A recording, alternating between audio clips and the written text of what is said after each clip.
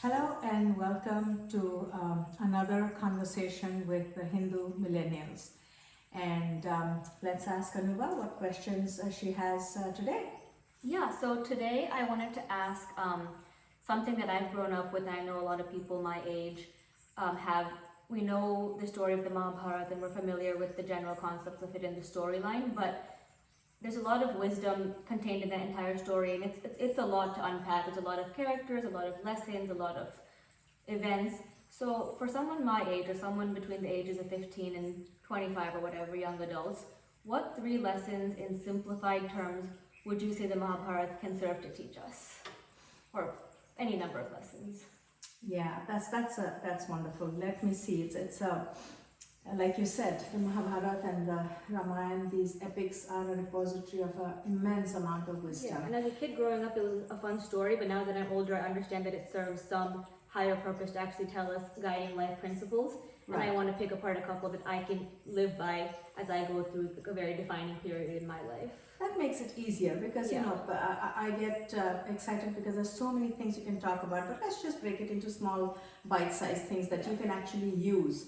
So first of all, like I keep telling you all the time, all these stories, epics and from the Puranas or wherever, they have three levels, right? We are talking about just the story itself is just an amazing story. No matter how many times you tell it, there is not one person in India who would say, I've heard this enough, I don't want to hear it. Exactly. Because and everyone has different versions of it also, kind of. That's true. Because it resonates with the, some of the very core emotions and experiences that we go through. Yeah. That's the first level, just the stories.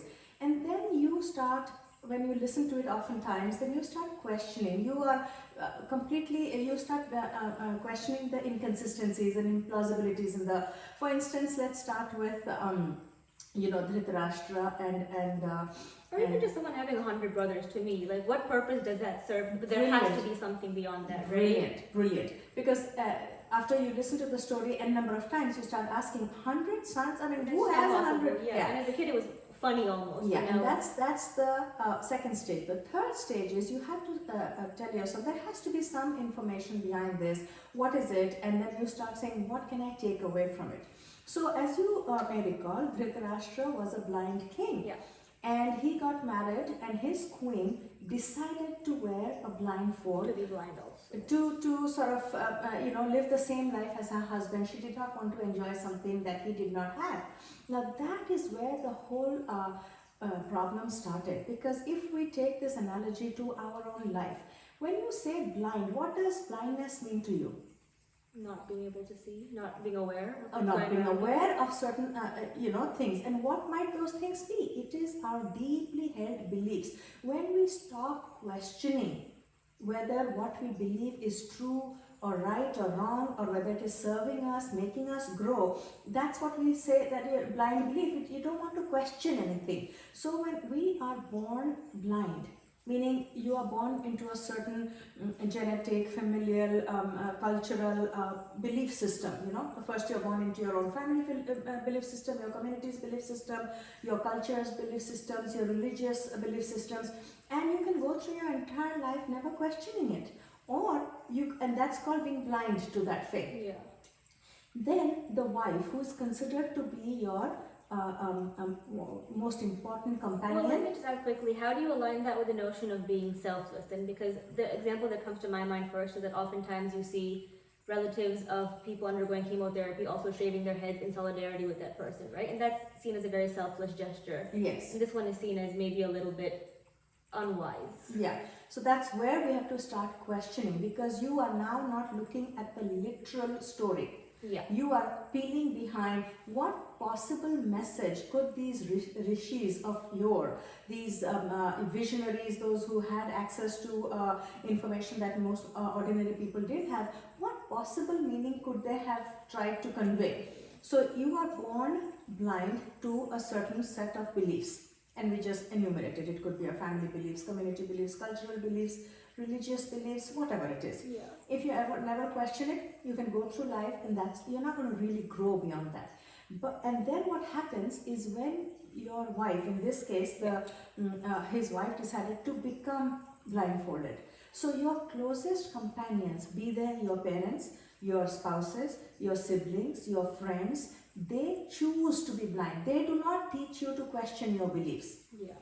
You give rise to 100 vices because you live a certain lifestyle. Because what was true 1,000 years ago, it's not it's not going to be valid 100 years ago. It's not going to be valid today. Yeah. So you have to be constantly questioning that what I believe. It's the same with science. If they believed that the earth was flat and never questioned it, nothing would have happened. Yeah. You start questioning based on your experiences. So that's the significance about if you are blind to your beliefs, and your closest companions, those who can help you rise spiritually, emotionally, psychologically, choose to be blind. They don't also tell you, hey, question this. Yeah. When you react in a certain way, the people around you don't say, why are you doing this? Think about it. Then together you're going to give rise to 100 vices. Yeah. So that's one lesson to take away from Mahabharata. The other lesson I think that you should think about is, as a child you would ask me that Draupadi having 5 husbands. 5 husbands, and how is that even feasible? Fair, What yeah. possible meaning can you take away in today's modern world? Yeah. Now again, we are not discussing the literal meaning. These colorful stories were meant for villagers and young kids who were just happy with a wonderful story. But since you're asking and we're peeling behind the literal meaning, is Draupadi stands for our desires. Because anything we want to do in this world starts with an intention and our desire. And even in Hinduism, the ultimate desire is called moksha, which is liberation from the cycle of birth and death. Yeah. Meaning, Achieve that highest level. Exactly. What we have But to say. that is all, the desire for liberation is also a desire. Without desires, we cannot get out of bed, we cannot do anything, we cannot go through the day, let alone go through life. So she stands for desires. Now, for desire to rise higher and higher, you need 5 qualities. And that's what those Each brother symbolizes. Each brother symbolizes. So the Yudhishthira, the oldest brother, he was called Dharmaraj. He was the repository of the ultimate dharma, which is the righteous act, right thing to do. And so when you have a desire, you have to go through these 5 tests to make sure, because you have hundreds and thousands of desires and you cannot possibly fulfill all your desires.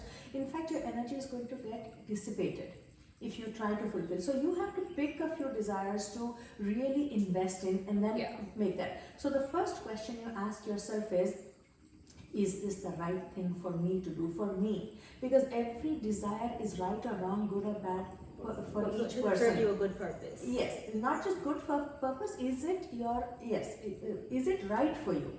Meaning as a daughter or as a sister or as a spouse or as a student or as a, if you're studying to be a lawyer, is this the right thing? What is right for a defense person may not be right for a lawyer. What is right for a lawyer may not be right for a doctor. So we have so many identifications. So at each level, whenever you have a question, the first thought that has to come to your mind is, what is the right thing to do? Is this the right desire? What I'm about to do or what I want to do, is this the right thing to do? And what is the right thing? There are levels of consciousness and awareness. You need not worry whether it is right for all times to come. In your present level of awareness, current level of awareness, whatever you know to the best of your ability, and that's where not having a blind companion helps. Yeah. Right? If you're making a wrong decision, people around you, you have to gather the kind of people who are going to help you question that, is this the right desire for you? So then you determine, yes, this is the right desire based on your current level of awareness. Then the second question is Bhima. He was the strongest of all of them. Not just them, he was the strongest prince of those days. So the second question is, yes, it may be the right desire. Do I have the emotional and physical strength to go through with it? That's a For instance, yes. For instance, you want to be an Olympic, everybody, we have so many desires. We want to study well, we want to make a name in creativity, in sports, everything. Do you have the physical and mental strength to become an Olympic trainer?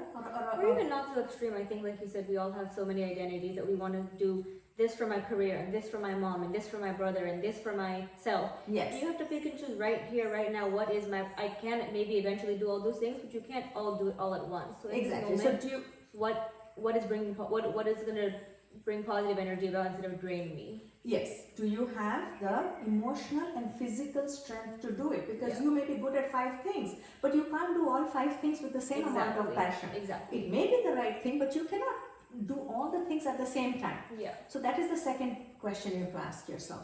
The third question is, Arjuna was known to have laser sharp focus. He was an ordinary man with an extraordinary level of focus. And you know that story where when all the brothers were about to graduate from their Archery school, yes, yeah. and the test put by their guru was, you look at, there was a bird on top of the tree and you have to shoot that bird, and every time they would come up and they would look at the bird, the guru would, Dronacharya will ask them, what do you see? And each of them will say, we see the sky, the tree, the bird, so many things, and he'll say, you're not ready, you're not ready, you're not ready. Then Arjuna stepped onto the spot and he said, Arjuna, what do you see? He said, I see the eye of the bird. He said, shoot. That is the laser focus, right? At any given moment, a desire or a decision or an intention may be the right one. You may even have the emotional and physical strength for it.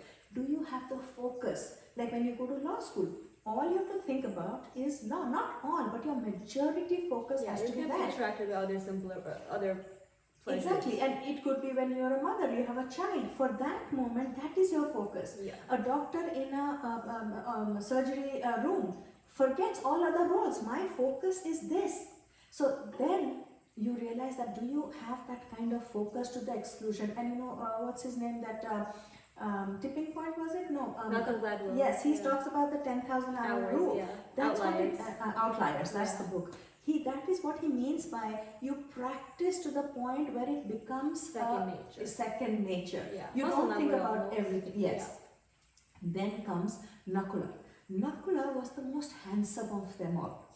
And the test that he represents is, does this thing that I am about to do, it may be right for me, I may have the right strength for it, I may have the focus, is this going to create beauty in my life and people around me? Am I going to add to the human experience?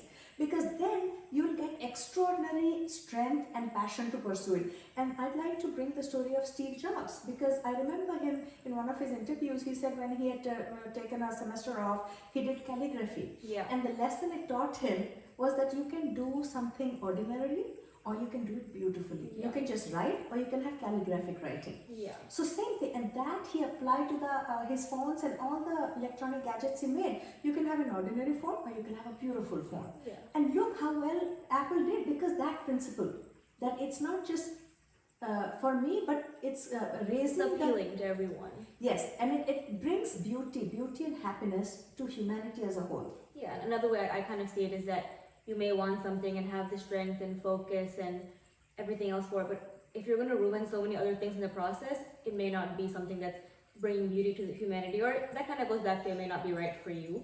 But you think something's right for you, but then you're so laser focused on that you ruin so many other things that are already right for you. And it's not just, this is not a negative test, this is a positive test. You may not be doing anything wrong, but are you adding to the happiness and beauty of humanity as a whole? Yeah. Having a beautiful phone raised the human experience, to a different level. It's not just having a tool, it's having a beautiful tool. Yeah.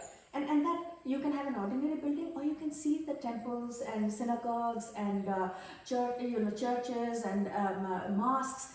Beautiful. They're not ordinary building. So the experience is enhanced. Yeah. Okay, so Nakula is the beauty part of it. And then finally the last brother is Sahadeva. Sahadeva was a fantastic,